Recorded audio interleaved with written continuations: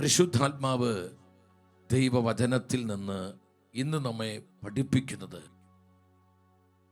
വിശ്വാസത്തിൻ്റെ 5 തലങ്ങളെക്കുറിച്ചാണ്.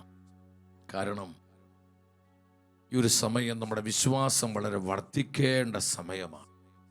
ഞാൻ വിശ്വസിക്കുന്നു കർത്താവിൻ്റെ വാഗ്ദാനങ്ങളിലും കർത്താവിൻ്റെ പ്രൊവിഡൻസിലും നമ്മൾ ദൃഢതയോടെ വിശ്വസിക്കേണ്ട സമയമാണിത്. കർത്താവ് നമുക്ക് വേണ്ടി അത്ഭുതകരമായ പ്രവൃത്തികൾ ചെയ്യുമ്പോൾ നമ്മുടെ കൊച്ചു ജീവിതങ്ങളിലൂടെ തൻ്റെ സഭയ്ക്കും ലോക ജനതയ്ക്കും ഈ തലമുറയ്ക്കും കർത്താവ് തൻ്റെ വചനത്തിൻ്റെ കൃപകൾ പകർന്നു കൊടുക്കുമ്പോൾ നമ്മുടെ വിശ്വാസം ആഴമേറിയ വളരുന്ന വിശ്വാസമായിട്ട് മാറണം. സഹോദരങ്ങളെ, പരിശുദ്ധാത്മാവ് സ്പിരിറ്റ് ഓഫ് ഫെയ്ത്ത് ആണ്, വിശ്വാസത്തിൻ്റെ ആത്മാവാണ്. ആരെല്ലാം പരിശുദ്ധാത്മാവിനാൽ നയിക്കപ്പെടുന്നുവോ, ആരിലെല്ലാം പരിശുദ്ധാത്മാവിൻ്റെ നിറവും കൃപയുമുണ്ടോ, അവർ വിശ്വാസത്തിൻ്റെ തീനാവുകളായി, വിശ്വാസത്തിൻ്റെ തീയുള്ള ആത്മാക്കളായിട്ട് അവർ മാറും. പരിശുദ്ധാത്മാവുള്ളവർക്ക് വിശ്വാസമുണ്ട്. വിശ്വാസം എന്ന് പറഞ്ഞാൽ വെറും ഒരു സാധാരണ നോർമൽ വിശ്വാസമല്ല പറയുന്നത്.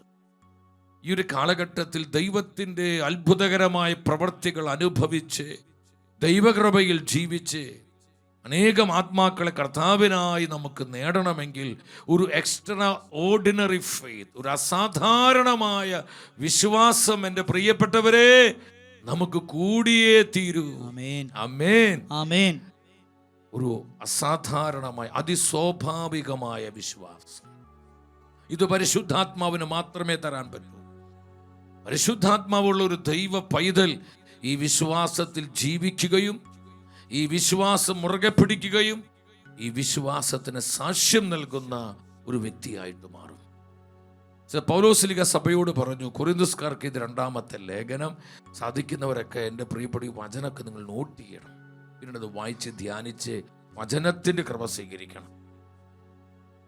അവിടെ 4-ാം അധ്യായം 13-ാമത്തെ വചനം, 2 കൊരിന്ത്യർ 4:13, ഞാൻ വിശ്വസിച്ചു അതിനാൽ ഞാൻ സംസാരിച്ചു എന്ന് എഴുതിയവൻ്റെ വിശ്വാസ ചൈതന്യം തന്നെ ഞങ്ങൾക്കുള്ളത് കൊണ്ട് ഞങ്ങളും വിശ്വസിക്കുകയും സംസാരിക്കുകയും ചെയ്യുന്നു.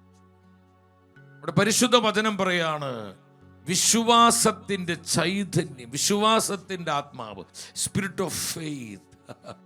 പരിശുദ്ധാത്മാവ് വിശ്വാസത്തിൻ്റെ ആത്മാവാണ്. എൻ്റെ പ്രിയപ്പെട്ടവരെ, ഇന്ന് നമ്മൾ വളരേണ്ടത് ഈ വിശ്വാസ ചൈതന്യത്താലാണ്.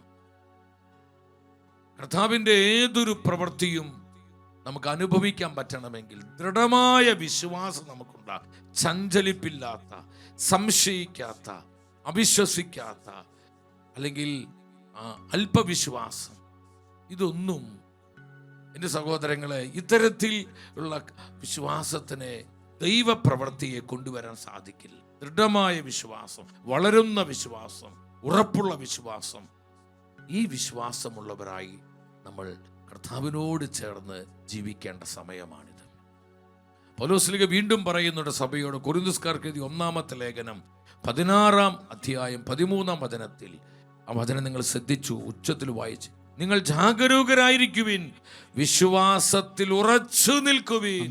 ഒരുമിച്ച് പറഞ്ഞേ, വിശ്വാസത്തിൽ ഉറച്ചു നിൽക്കുവിൻ, വിശ്വാസത്തിൽ ഉറച്ചു നിൽക്കുവിൻ. ടീം ഷെക്കേനയോട് പരിശുദ്ധാത്മ പറയാണ്, നിങ്ങൾ വിശ്വാസത്തിൽ ഉറച്ചു നിൽക്കുവിൻ. ശ്രദ്ധിക്കണം എൻ്റെ പ്രിയപ്പെട്ടവരെ, എത്ര ശക്തമാണ് ദൈവത്തിൻ്റെ വചനം. ഉറപ്പോടെ വിശ്വാസത്തിൽ നമ്മൾ നിലനിൽക്കേണ്ട ഒരു സമയത്തിലാണ് നമ്മളായിരിക്കുന്നത്. ഞാൻ കഴിഞ്ഞ ദിവസങ്ങളിലെല്ലാം ദൈവസന്നിധിയിൽ പ്രാർത്ഥിച്ചുകൊണ്ടിരിക്കുമ്പോൾ പരിശുദ്ധാത്മാവിൻ്റെ ഹൃദയത്തെ ശക്തിപ്പെടുത്തുകയാണ് ഈ വചനങ്ങളിലൂടെയാണ്. നിങ്ങൾ വിശ്വാസത്തിൽ ഉറച്ചു നിൽക്കുവിൻ. ചിലപ്പോൾ നമ്മുടെ വ്യക്തി ജീവിതത്തിൽ, നമ്മുടെ കുടുംബങ്ങളിൽ, നമ്മുടെ മക്കളോടുള്ള ബന്ധത്തിൽ, തൊഴിൽ മേഖലകളിൽ, ആത്മീയ ശുശ്രൂഷകളിലൊക്കെ പലപ്പോഴും പല വിധത്തിലുള്ള സംശയങ്ങൾ നമുക്ക് വരാം, ആശയക്കുഴപ്പങ്ങൾ ഉണ്ടാവാം.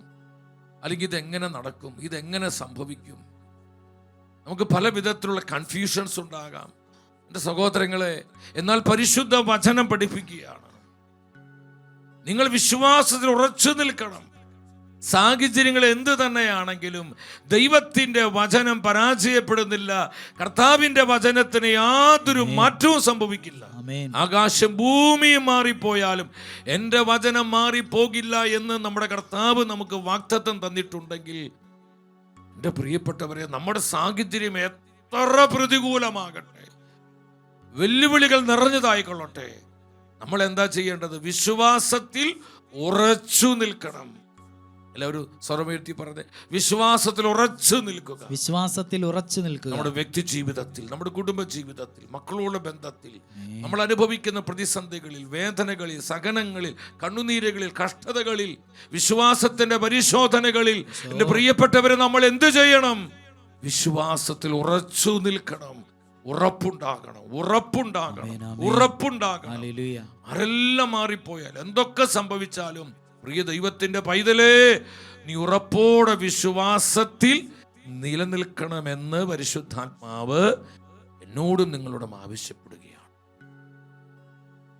അതുകൊണ്ട് നമ്മൾ ശ്രദ്ധിക്കണം, ഈ വിശ്വാസത്തിന് 5 തലങ്ങൾ എന്താണ്? ഒന്നാമത്, ഉൽപ്പത്തി പുസ്തകം 22-ാം അധ്യായം 1 മുതൽ 14 വരെയുള്ള വചനങ്ങളുടെ അടിസ്ഥാനത്തിലാണ്. കണ്ടോ, ഉൽപ്പത്തി 22, 1 മുതൽ 14 വരെയുള്ള വചനങ്ങളുടെ അടിസ്ഥാനത്തിലാണ് നമ്മൾ ഈ 5 കാര്യങ്ങൾ ചിന്തിക്കാനായിട്ട് പോകും. വിശ്വാസത്തിൻ്റെ 5 കാര്യങ്ങൾ ചിന്തിക്കാൻ പോകുന്നത്.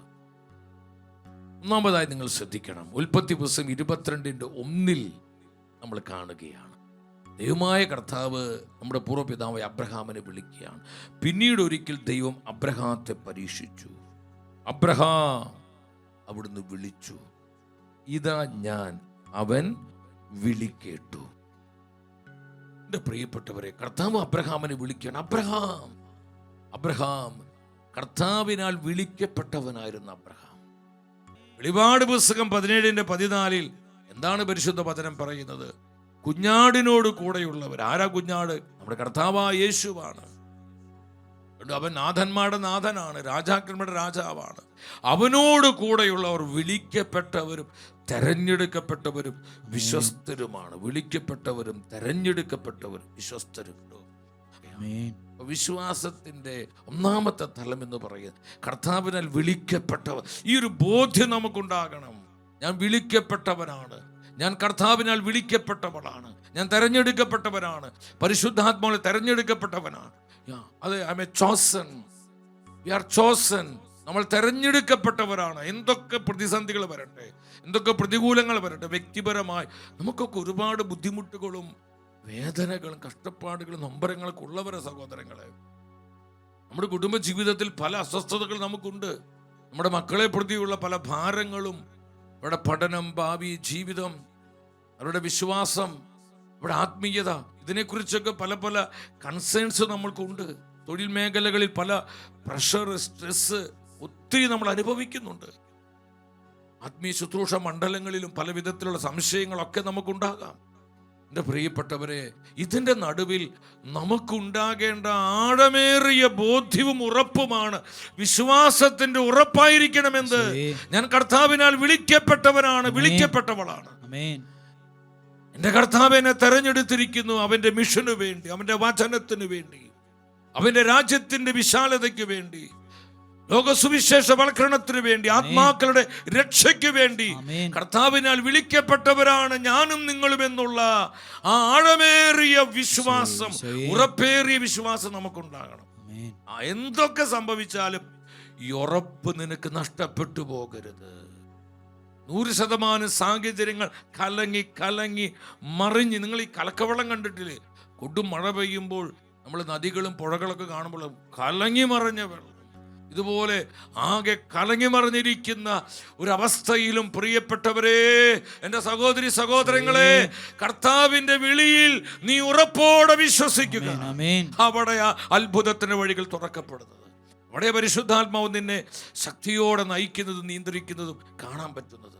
എൻ്റെ വ്യക്തി ജീവിതത്തിൽ 100 അല്ല 1000കണക്കിന് അനുഭവങ്ങൾ എനിക്ക് എൻ്റെ പ്രിയപ്പെട്ടവർ പങ്കുവെക്കാനുണ്ട്.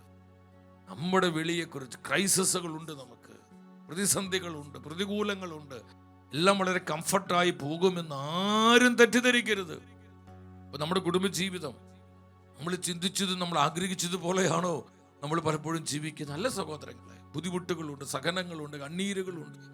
അത് ഏത് ജീവിതത്തിലും ശുശ്രൂഷ മേഖലകൾ. ഇപ്പം ഞാൻ നിങ്ങളുടെ ഈ വചനം പങ്കുവെക്കുമ്പോൾ ഒരു സഹനം ഇല്ലാഞ്ഞിട്ടാണോ, പ്രതിസന്ധികൾ ഇല്ലാഞ്ഞിട്ടാണോ, കണ്ണുനീരില്ലാഞ്ഞിട്ടാണോ? ചില സമയത്ത് കഠിനമായ സഹനത്തിൻ്റെ തീച്ചോളിൽ നിന്നുകൊണ്ടായിരിക്കും ദൈവജനത്തോട് കർത്താവിൻ്റെ സത്യവചനങ്ങൾ പങ്കുവെക്കുന്നത്. പുറമെ ചിരിക്കുന്നുണ്ടെങ്കിലും ഉള്ളിൽ ഒരുപാട് വേദനകളും ഭാരങ്ങളുമായിട്ട്. അത് മാനുഷികമായ ഉത്കണ്ഠകളല്ല, ദൈവരാജ്യ ശുശ്രൂഷയുള്ള ബന്ധത്തിൽ,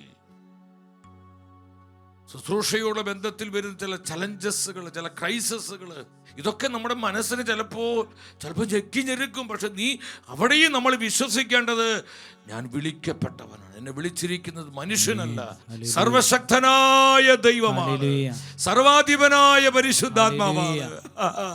I am a chosen, you are a chosen, we are chosen. ശ്രദ്ധിച്ചിരാമേൻ പറഞ്ഞേ ആമേൻ. രണ്ടാമത് നിങ്ങൾ മനസ്സിലാക്കണം, വിശ്വാസത്തിന് രണ്ടാമത്തെ തലം എന്ന് പറയുന്നത് നമ്മുടെ വിശ്വാസ ജീവിതത്തിൽ പരിശോധനകൾ, പരീക്ഷണങ്ങൾ ഉണ്ടാകുമെന്നുള്ളതാണ്.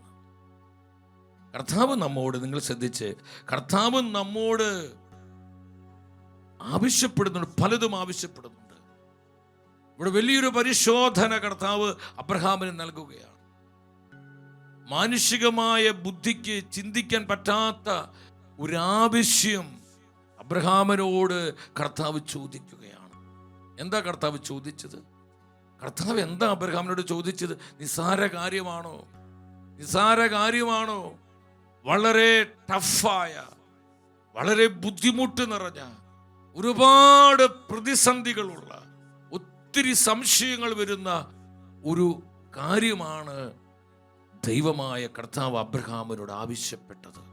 എന്താ കർത്താവ് ആവശ്യപ്പെട്ടത്? ഉൽപ്പത്തി 22:2 വായിച്ച്, നിങ്ങൾ ഉണർവോടെ സ്ക്രീനിലോട്ട് നോക്കി ഉറക്കം വായിച്ച്. 22:2 ഉൽപ്പത്തി. നീ സ്നേഹിക്കുന്ന നിന്റെ ഏകമകൻ ഇസഹാക്കിനെയും കൂട്ടിക്കൊണ്ട് മോറിയ ദേശത്തേക്ക് പോവുക. അവിടെ ഞാൻ കാണിച്ചു തരുന്ന മലമുകളിൽ നീ അവനെ എനിക്ക് ഒരു ദഹനബലിയായി നീ അർപ്പിക്കണം.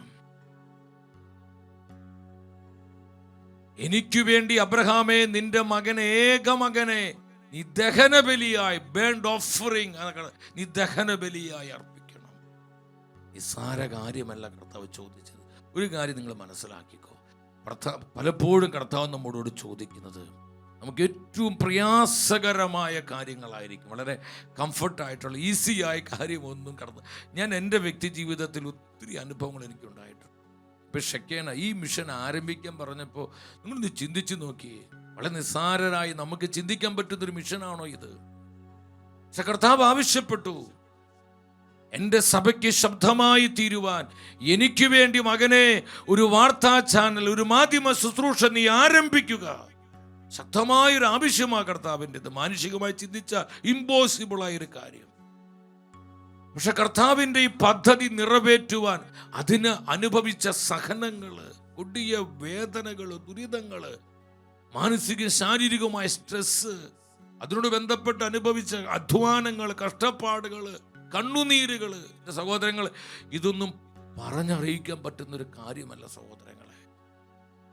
നിങ്ങൾ ചിന്തിച്ചു നോക്കി, നമ്മുടെ അപ്പന്മാരല്ലേ, ഏത് അപ്പനെ പറ്റ്? അതും വാഗ്ദാന മകനാണ്, 100ാമത്തെ വയസ്സിൽ ലഭിച്ച മകൻ. ആ മകനെ പച്ചയ്ക്ക് ബേൺഡ് ഓഫറിങ്, അവനെ കത്തിച്ച് കളയാനാണ് കർത്താവ് പറഞ്ഞത്. ചാരമാക്കുക. ഈ പേഗൻ കൾച്ചറിൽ ഈ നരബലി പോലെയൊക്കെ അതിനെ കത്തിച്ച് കളയാൻ പറയുക. പലപ്പോഴും നമുക്ക് സംശയം വരാം, ഇത് ദൈവം തന്നെയാണോ പറയുന്നത്? ഇത് ദൈവം തന്നെയാണോ സംസാരിക്കുന്നത്? ഇത് ദൈവത്തിൻ്റെ പദ്ധതിയാണോ? ഇത് ദൈവത്തിൻ്റെ ചിന്തയാണോ? ഇത് കർത്താവ് തരുന്ന ആലോചനയാണോ? ഇത് പരിശുദ്ധാത്മാവിൻ്റെ ഹിതമാണോ എന്നൊക്കെ നമുക്ക് 100 ആയിരക്കണക്കിന് പ്രാവശ്യം സംശയം വരുന്ന വിധത്തിലുള്ള പലതും നമ്മുടെ ജീവിതത്തിൽ വരാം. എൻ്റെ പ്രിയപ്പെട്ടവരെ ശ്രദ്ധിക്കണം, നമ്മുടെ വിശ്വാസ ജീവിതത്തിൽ കഠോരമായ പരീക്ഷണങ്ങളുണ്ട്, പരിശോധനകളുണ്ട്. എനിക്കറിയാം എൻ്റെ പ്രിയപ്പെട്ടവരെ, പല പരിശോധനകളിലൂടെ കടന്നു പോകുന്നവരാണ്, വിവിധ സഹനങ്ങളിലൂടെ, നൊമ്പരങ്ങളിലൂടെ പോകുന്നവരാണ്. ഇതൊന്നും ഇല്ലാത്ത ഒരു ജീവിതമല്ല വിശ്വാസ ജീവിതം. ഇതിലെല്ലാം കഠിനമായ പരീക്ഷണങ്ങളുണ്ട്, സംശയിക്കരുത്. കർത്താവ് എന്തും നമ്മോട് ആവശ്യപ്പെടുമ്പോൾ അത് സ്നേഹത്തോടെ കൊടുക്കാൻ പറ്റണം. കാരണം നമ്മുടെ കപ്പാസിറ്റി കർത്താവിനറിയാം. ഏറ്റവും പ്രയാസമുള്ള കാര്യം കർത്താവ് നമ്മളോട് ചോദിക്കുക, ഇവിടെ അബ്രഹാമിനോട് ചോദിച്ചത് ഇസഹാക്കിനെ ചോദിച്ചാൽ ഇസ്മായിലിനെ അല്ല. ഇസ്മായിലിനെ കൊടുക്കാൻ ഇത്രയും ബുദ്ധിമുട്ടില്ല. ഇല്ലെങ്കിൽ അബ്രഹാമിന്റെ വിശ്വസ്ത ഭൃത്യനായ എലയസറിനെ നീ എനിക്ക് ബലിയർപ്പിക്കുക എന്ന് പറഞ്ഞാലും അബ്രഹാമിനത് കുറച്ചും കൂടി ഈസിയാണ്. പക്ഷെ അബ്രഹാമിന് ഏറ്റവും വേദന വരുന്ന, ഒരുപാട് പ്രയാസമുണ്ടാക്കുന്ന, അല്ലെങ്കിൽ വളരെ വളരെ അബ്രഹാമിന്റെ ഹൃദയത്തെ മുറിപ്പെടുത്തുന്ന വിധത്തിലുള്ളൊരു ചോദ്യം ചോദിച്ച്, നിന്റെ ഏകമകൻ ഇസഹാക്ക് എനിക്ക് വേണ്ടി നീ ദഹനബലി, നീ അവനെ എനിക്ക് വേണ്ടി കത്തിച്ച് കളയണം, ദഹനബലി അർപ്പിക്കണം. ശിമോൻ പത്രോസിനോട് ചോദിച്ചില്ലേ, രാത്രി മുഴുവൻ അധ്വാനിച്ചൊരു ചെറുമീൻ പോലും കിട്ടാതെ ആ ഗലീലി കടൽ തീരത്ത് വല കഴുകിക്കൊണ്ടിരിക്കുന്ന സമയത്താണ് പത്രോസിനോടൊരു ചോദ്യം ചോദിച്ച് കർത്താവ്. എന്താ ചോദിച്ചത്? ലൂക്കായുടെ സുവിശേഷം 5:3 പറയുന്നു. നമുക്ക് പെട്ടെന്ന് വായിക്കാം. ശിമോന്റേതായിരുന്ന വള്ളങ്ങളിൽ ഒന്ന്. യേശു അതിൽ കയറി കരയിൽ നിന്ന് അല്പം അകലേക്ക് വള്ളം നീക്കാൻ അവനോട് യേശു ആവശ്യപ്പെട്ടു. അതിലിരുന്ന് അവൻ ജനങ്ങളെ പഠിപ്പിച്ചു. ശിമയോന്റെ ആ വഞ്ചിയുടെ പടക് കർത്താവ് ചോദിച്ചു, ശിമയോൻ അല്പസമയം എനിക്ക് ഈ വഞ്ചി വേണം, ഈ പടക് എനിക്ക് വേണം. കർത്താവ് ചോദിക്കുകയാണ്. വളരെ പ്രയാസകരമായൊരു ചോദ്യമാണ്. രാത്രി മുഴുവൻ അധ്വാനിച്ചിരിക്കും, വളരെ ടയേർഡാണ്. പക്ഷെ ഒരു എക്സ്ക്യൂസുകളും പറയാതെ തൻ്റെ വഞ്ചിയുടെ പടക് കർത്താവിന് കൊടുക്കുകയും. എൻ്റെ സഹോദരങ്ങളെ, ഇതുപോലെ കർത്താവ് നമ്മളോട് പലതും, നമ്മുടെ സമയം കർത്താവ് ചോദിക്കുന്നുണ്ട്, നമ്മുടെ കുടുംബത്തെ കർത്താവ് ചോദിക്കുന്നുണ്ട്. എന്തിനു വേണ്ടി? ആത്മാക്കളുടെ രക്ഷയ്ക്ക് വേണ്ടി, വേൾഡ് ഇവാഞ്ചലൈസേഷന് വേണ്ടി, അനേകം കുടുംബങ്ങളെ വിശുദ്ധീകരിക്കാൻ വേണ്ടി, ഈ തലമുറയെ കർത്താവിനായി നേടുവാനായി നമ്മുടെ സമയം കർത്താവ് ചോദിക്കുന്നു. സമ്പത്ത് ചോദിക്കുന്നു. നമ്മൾ കോടീശ്വരന്മാർ, ലക്ഷപ്രഭുക്കളൊന്നല്ല. അന്നു വേണ്ട ആഹാരം കഴിച്ച് നമ്മൾ ദൈവപരിപാലനം ജീവിക്കുന്നവർ. പക്ഷേ എൻ്റെ സഹോദരങ്ങളെ, നമുക്കുള്ളത് കർത്താവ് ചോദിക്കുന്നു. നമ്മുടെ അധ്വാനത്തെ കർത്താവ് ചോദിക്കുന്നു, കഴിവുകളെ ചോദിക്കുന്നു, നമ്മുടെ സാധ്യതകൾ, അവസരങ്ങൾ. നമുക്ക് പലർക്കും പല വിധത്തിലുള്ള സാധ്യതകളുണ്ട്. ഈ സാധ്യതകളെല്ലാം കർത്താവ് എനിക്ക് ചോദിക്കുക. ശിമയോന്റെ ആ വള്ളത്തിന്റെ പടക് ചോദിച്ചതുപോലെ എനിക്ക് ഇത് ആവശ്യമുണ്ട്, എനിക്ക് വേണ്ടി നീ ഇത് സമർപ്പിക്കുക, എനിക്ക് വേണ്ടി ഇത് നൽകുക. മോശപ്രവാചകനോട് കർത്താവ് പറഞ്ഞില്ലേ, എൻ്റെ ജനത്തിന്റെ കൂടെ എനിക്ക് വസിക്കാൻ വേണ്ടി, മോശേ എനിക്ക് ആ ഒരു വിശുദ്ധ കൂടാരം നിങ്ങൾ സജ്ജമാക്കണം, എനിക്ക് വേണ്ടി ഒരു വിശുദ്ധ കൂടാരം നിങ്ങൾ നിർമ്മിക്കണം. Hallelujah, hallelujah. നമ്മുടെ വിശ്വാസത്തിൽ പരീക്ഷണങ്ങളുണ്ട്, പരിശോധനകളുണ്ട്. ഇവിടെ എന്താ സംഭവിക്കുന്നത് നമ്മൾ കാണുന്നില്ല. എന്താ സംഭവിക്കുന്നത്? കർത്താവ് ഇവിടെ ശ്രദ്ധിക്കുക. നിങ്ങൾ അബ്രഹാമിനോട് കർത്താവ് ആവശ്യപ്പെട്ട കാര്യം അത് നിറവേറ്റുവാൻ അദ്ദേഹം കാണിക്കുന്ന ഒരു സമർപ്പണമുണ്ട്, ഒരു ഒബീഡിയൻസ്, ഒരു കമ്മിറ്റ്മെന്റ് ഉണ്ട്. എൻ്റെ സഹോദരി സഹോദരങ്ങൾ, ഇന്ന് നമുക്ക് വേണ്ടത് ഈ ഒരു സമർപ്പണമാണ്, പ്രതിബദ്ധതയാണ്. കർത്താവിൻ്റെ മിഷനോട് നമുക്ക് വേണ്ടത് ഈ ഒബീഡിയൻസ് ആണ്. കർത്താവ് നമ്മോട് ആവശ്യപ്പെടുന്നത് അത് നിറവേറ്റുവാൻ, ആ ദൈവ പദ്ധതി സാക്ഷാത്കരിക്കുവാൻ, ആ ദൈവഹിതം നിറവേറ്റുവാൻ നമ്മൾ അതിന് ഏതറ്റം വരെ പോകാനും, അതിനെന്ത് ത്യാഗമെടുക്കുവാനും, അതിനുവേണ്ടി എന്തൊക്കെ നഷ്ടപ്പെടുത്തുവാനുമുള്ള ഒരു സമർപ്പണവും പ്രതിബദ്ധതയുമാണ് നമ്മോട് പരിശുദ്ധാത്മാവ് ആവശ്യപ്പെടുന്നത്. ഇത് കർത്താവിന്റെ ശബ്ദമാണ്, കർത്താവിന്റെ ശബ്ദം. ഞാൻ ഈ വചനം പലവണ ഒത്തിരി വായിച്ചിട്ടുള്ള വചനങ്ങളാണ്. പക്ഷെ ഇന്ന് നമ്മുടെ കൂട്ടായ്മയ്ക്ക് വേണ്ടി ഇതൊരുങ്ങും എൻ്റെ കണ്ണ് നിറഞ്ഞു പോയി. എനിക്ക് തോന്നി, എന്നോട് കർത്താവ് പറയുന്നത് പോലെ എനിക്ക് തോന്നി, എനിക്ക് ആവശ്യമുണ്ട് എൻ്റെ പദ്ധതികൾ നിറവേറ്റുവാൻ. ഇനിയും നിന്റെ സമർപ്പണം എനിക്ക് ആവശ്യമുണ്ട്, നിന്റെ അനുസരണം എനിക്ക് ആവശ്യമുണ്ട്, നിന്റെ പ്രതിബദ്ധത എനിക്ക് ആവശ്യമുണ്ട്, നിന്റെ പ്രാർത്ഥന എനിക്ക് ആവശ്യമുണ്ട്. നമ്മോടെ കർത്താവ് ഇത് ചോദിക്കുന്നത്. ഉൽപ്പത്തി 22:3 നിങ്ങൾ ഉച്ചത്തിൽ വായിച്ചേ. വിശ്വാസത്തിന് 3ാമത്തെ തലമാണ് ദൈവ പദ്ധതികൾ നിറവേറ്റുവാനുള്ള നമ്മുടെ സമർപ്പണം. അബ്രഹാം അതിരാവിലെ എഴുന്നേറ്റു, ചോദ്യം ചെയ്യുന്നില്ല, അവിടെ വിശദീകരണങ്ങൾ ആവശ്യപ്പെടുന്നില്ല. കഴുതിക്ക് ജീനിയിട്ട് 2 വേലക്കാരെയും മകൻ ഇസഹാക്കിനെയും കൂട്ടി ബലിക്ക് വേണ്ട വിറകും കീറിയെടുത്ത് ദൈവം പറഞ്ഞ സ്ഥലത്തേക്ക് പുറപ്പെട്ടു. 4ാം വചനം പറയാണ്, 3ാം ദിവസം അവൻ തല ഉയർത്തി നോക്കിയപ്പോൾ അകലെ ആ സ്ഥലം കണ്ടു. തൻ്റെ കർത്താവ് തന്നോട് ചോദിച്ചത്, തന്നോട് ആവശ്യപ്പെട്ടത് നിറവേറ്റുവാനുള്ള അബ്രഹാമിൻ്റെ സമർപ്പണം കണ്ടു സഹോദരങ്ങളെ. അബ്രഹാമിൻ്റെ ഒബീഡിയൻസ് കണ്ടു. അവിടെ എക്സ്പ്ലനേഷൻസ്, വിശദീകരണങ്ങൾ അബ്രഹാം ആവശ്യപ്പെടുന്നില്ല. ഒരു കാര്യം എൻ്റെ പ്രിയപ്പെട്ടവർ നല്ലതുപോലെ നിങ്ങൾ ശ്രദ്ധിക്കണം. യഥാർത്ഥ വിശ്വാസം വിശദീകരണങ്ങൾ, എക്സ്പ്ലനേഷൻസ് ആവശ്യപ്പെടുന്നു. Why Lord, why me? ഈ ഒരു ചോദ്യം കർത്താവിനോടില്ല പ്രിയപ്പെട്ടവരെ. ദൈവം ഒരു കാര്യം നമ്മോട് ആവശ്യപ്പെടുമ്പോൾ അത് നിറവേറ്റുവാനുള്ള ഒരു സമ്പൂർണ്ണ സമർപ്പണമാണ് നമുക്കെല്ലാം ആവശ്യമായിരിക്കുന്നത്. ഇന്ന് പല കുടുംബങ്ങൾ, പല മിനിസ്ട്രികൾ, പല കൂട്ടായ്മകൾ ഇന്ന് ദുർബലമാകുന്നതിന് കാരണം സമർപ്പണം നഷ്ടപ്പെട്ടു പോകുന്നതാണ്. കുടുംബജീവിതത്തിൽ പരസ്പരമുള്ള സമർപ്പണം നഷ്ടപ്പെടുമ്പോൾ ആ കുടുംബം തകരാൻ തുടങ്ങുകയാണ്.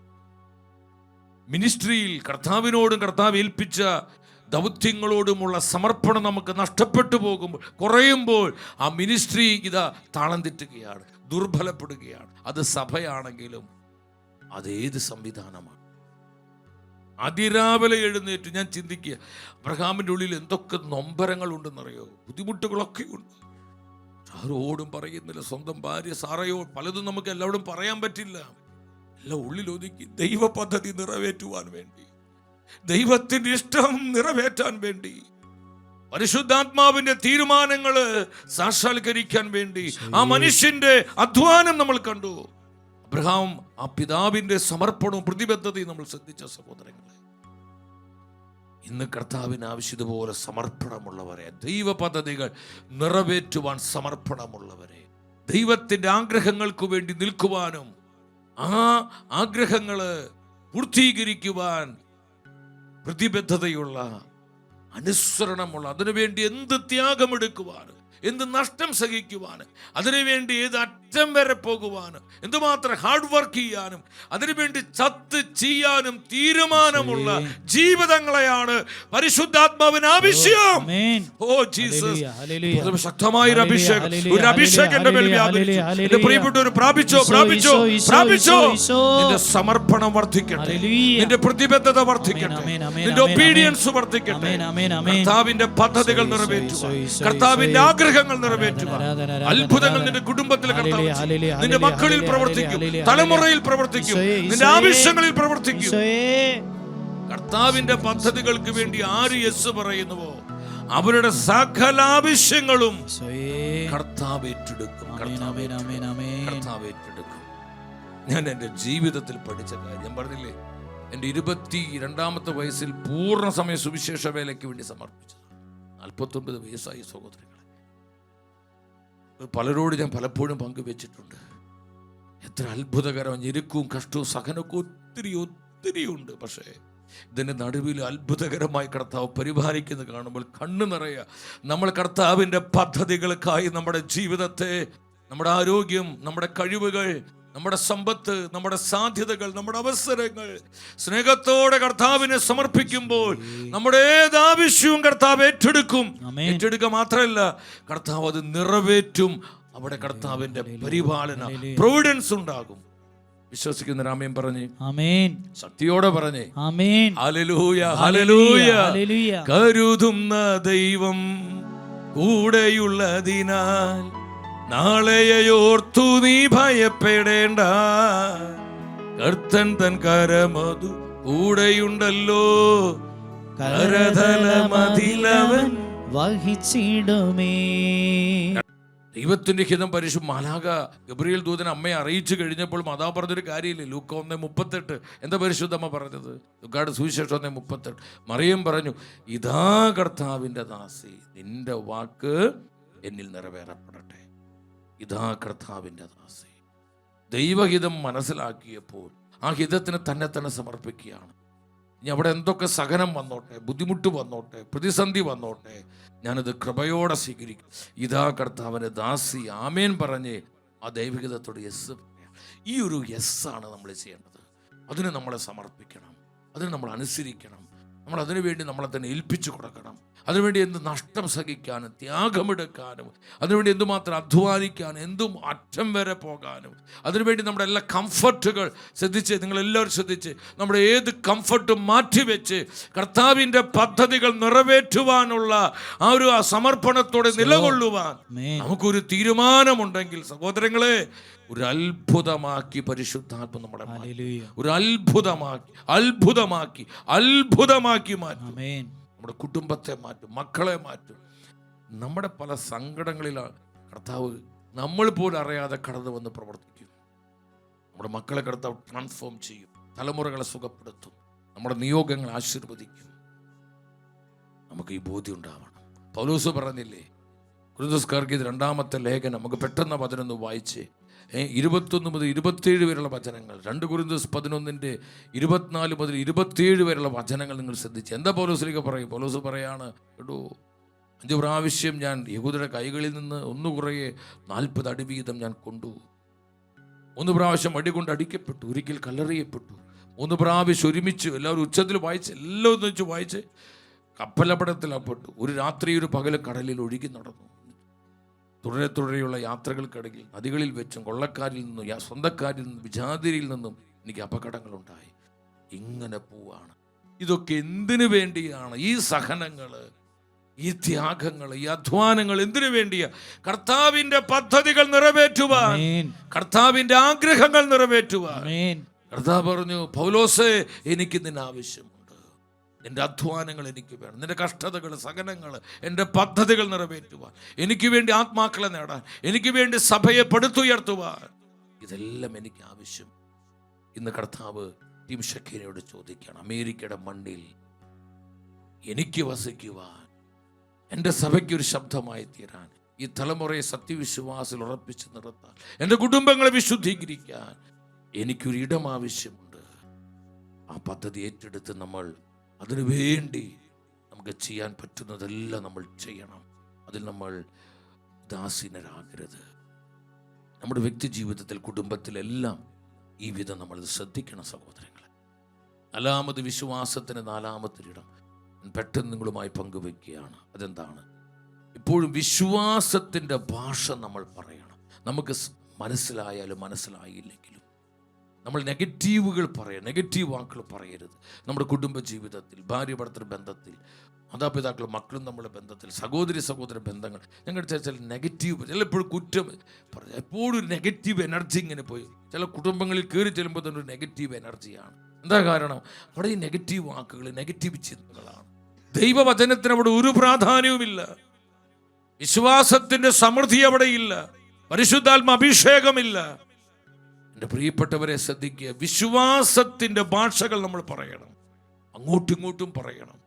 നമുക്ക് മനസ്സിലാക്കാൻ പറ്റുന്നില്ലെങ്കിലും, നമുക്കത് ഗ്രഹിക്കാൻ പറ്റുന്നില്ലെങ്കിൽ, ഇപ്പം ഞാൻ നിങ്ങളോട് ചില കാര്യങ്ങൾ പറയുമ്പോൾ എനിക്കറിയാം നിങ്ങൾക്ക് പലർക്കും 100% ഇത് മനസ്സിലായിട്ടൊന്നുമല്ല, പക്ഷെ നിങ്ങളങ്ങ് വിശ്വസിക്കുകയാണ്. ഇത് ദൈവ പദ്ധതിയാണ്, ഈ ദൈവത്തിൻ്റെ കൃപയാണെന്ന് വിശ്വസിക്കുന്നത് കൊണ്ടാണ് നിങ്ങൾ കൂടെ വരുന്നത്. ഒരു ഹല്ലേലൂയ പറഞ്ഞേ, പറഞ്ഞേ ഹല്ലേലൂയ.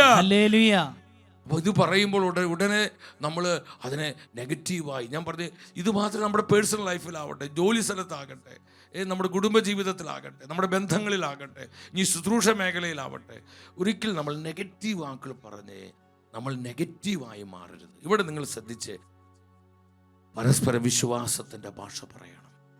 നമ്മൾ അങ്ങോട്ടും ഇങ്ങോട്ടും വിശ്വാസത്തിൻ്റെ ഭാഷ പറഞ്ഞ് എൻകറേജ് ചെയ്യണം, നമ്മൾ ജ്വലിപ്പിക്കണം. ചിലപ്പോൾ നമുക്ക് സങ്കടങ്ങളും ബുദ്ധിമുട്ടുകളും ഒക്കെ വരാം. ആ സമയത്ത് നമ്മുടെ അങ്ങോട്ടും ഇങ്ങോട്ടും നമ്മൾ പ്രോത്സാഹിപ്പിക്കണം, എൻകറേജ് ചെയ്യണം, നമ്മൾ ബലപ്പെടുത്തണം. ഒരിക്കലും നമ്മൾ നെഗറ്റീവായി മാറരുത്. അത് നിങ്ങളുടെ കുടുംബത്തിലാവട്ടെ, വ്യക്തി ജീവിതത്തിലാകട്ടെ, തൊഴിൽ മേഖലയിലാകട്ടെ, അത് ശുശ്രൂഷ ജീവിതത്തിലാകട്ടെ.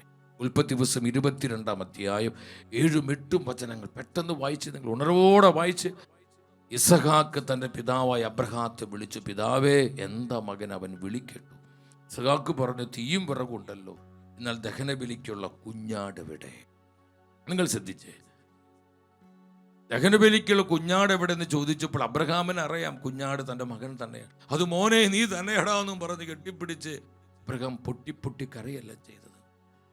ഇസഹാക്കിന്റെ ചോദ്യത്തിന് അബ്രഹാം മറുപടി പറഞ്ഞു, മകനെ, the Lord will provide. ദൈവം നമുക്ക് തരും, ദൈവം തരും, കുഞ്ഞാടിനെ ദൈവം തരും. അവരൊന്നിച്ച് മുന്നോട്ട് പോയി കണ്ടു. ഇതാ നമുക്കിന്ന് വേണ്ടത്. വിശ്വാസത്തിൻ്റെ ഭാഷ പറഞ്ഞ് നമുക്കൊന്നിച്ചൊരു മനസ്സോടെ മുന്നേറാൻ പറ്റണം. അത് ഭാര്യ ഭർത്തൃ ബന്ധത്തിൽ അങ്ങോട്ട് കൊണ്ട് കുറ്റം പറഞ്ഞ്, തിന്മ പറഞ്ഞ്, നെഗറ്റീവ് പറഞ്ഞ്, അസ്വസ്ഥകൾ പറഞ്ഞ്, കുറ്റപ്പെടുത്തലുകൾ പറഞ്ഞ്, മുറിപ്പെടുത്തുന്ന വാക്കുകൾ പറഞ്ഞ് നമ്മൾ നെഗറ്റീവ് ആകരുത്. ഭാര്യയെ നോക്കി പറയണം, നീ വിഷമിക്ക്, ദൈവം നമുക്ക് തരടേ, നമ്മുടെ കുടുംബത്തിന് വേണ്ടത് ദൈവം തരും, ഇത്രയും ദൈവം നടത്തിയില്ലേ. ഭാര്യയ്ക്ക് പറയാൻ പറ്റണം, എൻ്റെ പൊന്നു ചേട്ടാ വിഷമിക്കേണ്ട, the Lord will provide, ദൈവം തരും. മാതാപിതാക്കളെ മക്കളെ നോക്കി പറയാം, ഈ വിശ്വാസ ഭാഷ പറയാൻ പറ്റണം. പലപ്പോഴും ഇതിനൊക്കെ വിരുദ്ധമായി പലതും സംഭവിക്കാം, പക്ഷേ സംശയിക്കരുത്. ഞാൻ കണ്ടിട്ടുള്ളത് പറയപ്പെട്ടത് ഇവിടെ പല നിങ്ങൾക്കറിയാമല്ലോ, ഓരോ മാസം കടന്നു പോകേണ്ട സാഹചര്യങ്ങൾ. പക്ഷെ ആ സമയത്തെല്ലാം ഇവിടെ പലപ്പോഴും ഞാൻ ചെയ്യുന്നൊരു കാര്യം, ദൈവം നടത്തും, ദൈവം തരും, ദൈവം തരും, വിഷമിക്കേണ്ട. ചിലപ്പോൾ അടുത്ത ഏതാനും സമയത്തിൻ്റെ ഉള്ളിൽ വലിയ ബില്ലുകൾ ചിലപ്പോൾ നമ്മൾ ക്ലോസ് ചെയ്യേണ്ടി വരും. ചില സമയത്തൊക്കെ നമ്മുടെ മനസ്സിൽ ചിലപ്പോൾ പതറിപ്പോവാം. പക്ഷേ വിശ്വാസം ദൈവം തരും. അക്കൗണ്ട്സിന് നോക്കി അവിടെയുള്ള നിങ്ങൾ വിഷമിക്കേണ്ട, തക്ക സമയത്ത് ദൈവം തരും. വെറുതെ പറയില്ല സഹോദരങ്ങളെ, ആ സമയത്തുണ്ടല്ലോ എവിടെ നിന്നെങ്കിലും നമ്മൾ അറിയാത്ത ചില വ്യക്തികളാകാം, ചിലപ്പോൾ അറിയുന്നവരാകാം, അവർ പെട്ടെന്ന് ചിലപ്പോൾ ഫോൺ ചെയ്ത് ഞാൻ ഇത്ര രൂപ അയക്കുന്നുണ്ട് കേട്ടോ, അല്ലെങ്കിൽ ഞാൻ ഇന്നത് അയച്ചിട്ടുണ്ട് കേട്ടോ, പെട്ടെന്ന് പറഞ്ഞ് നമുക്ക് വേണ്ട ആ കാര്യം ആ സ്പോട്ടിൽ കർത്താവ് അങ്ങ് നടത്തി തരികയാണ്. ഹല്ലേലൂയാ, ദൈവം തരും. യഹോവ ജൈറേ, the Lord will provide. നിന്റെ ആവശ്യങ്ങൾ, നിന്റെ കുടുംബത്തിൽ, നിന്റെ മക്കളിൽ, നിന്റെ തലമുറയിൽ, നമ്മുടെ മിനിസ്ട്രിക്ക് വേണ്ടത് ദൈവം തരും. എഫെസസ് 4:29 തിരുവചനം എന്താ പറയുന്നത്? നിങ്ങൾ അധരങ്ങളിൽ നിന്ന് തിന്മയുടെ വാക്കുകൾ പുറപ്പെടാതിരിക്കട്ടെ, കേൾവിക്കാർക്ക് ആത്മീയ ചൈതന്യം പ്രദാനം ചെയ്യുന്നതായി അവരുടെ ഉന്നതിക്ക് ഉതുക്കും വിധം നല്ല കാര്യങ്ങൾ സന്ദർഭമനുസരിച്ച് സംസാരിക്കുകയും. കണ്ടോ, തിന്മയുടെ വാക്കുകൾ, നെഗറ്റീവ് വാക്കുകൾ, കുറ്റപ്പെടുത്തുന്ന വാക്കുകൾ, മുറിപ്പെടുത്തുന്ന വാക്കുകൾ, സംശയത്തിൻ്റെ വാക്കുകൾ, അവിശ്വാസത്തിൻ്റെ വാക്കുകൾ നമ്മുടെ അധരങ്ങളിൽ നിന്ന് പുറപ്പെടരുത്. വിശ്വാസത്തെ വർദ്ധിപ്പിക്കുന്ന, സ്നേഹത്തെ വർദ്ധിപ്പിക്കുന്ന, കൃപയെ വർദ്ധിപ്പിക്കുന്ന വാക്കുകൾ നമ്മൾ സംസാരിക്കണം. നമ്മുടെ ദൈവം ഗോഡ് ഓഫ് എൻകറേജ്മെൻ്റ് ആണ്, പ്രോത്സാഹിപ്പിക്കുന്നത് കർത്താവാണ്. ഈ കൂടെ ജോഷിയോട് പറഞ്ഞത്, നീ ശക്തനും ധീരനുമായിരിക്കുക. കർത്താവ് എൻകറേജ് ചെയ്യാണ്. നമ്മുടെ കുടുംബജീവിതത്തിൽ, നമ്മുടെ മക്കളുള്ള ബന്ധത്തിൽ, തൊഴിൽ മേഖലകളിൽ, നമ്മുടെ സഹപ്രവർത്തകരിൽ, നമ്മുടെ ശുശ്രൂഷ മേഖലകളിൽ, ദൈവം നമ്മോട് ആവശ്യപ്പെടുന്ന പദ്ധതികളിൽ, ആവശ്യപ്പെടുന്ന ശുശ്രൂഷകളിലൊക്കെ നമ്മൾ സാഹചര്യം എന്തുമാവട്ടെ വിശ്വാസത്തിൻ്റെ ഭാഷ പറഞ്ഞ് നമ്മൾ ഒരു മനസ്സോടെ ഇവിടെ നമ്മൾ ഒറ്റക്കെട്ടായിട്ട് മുന്നോട്ട് പോകണം.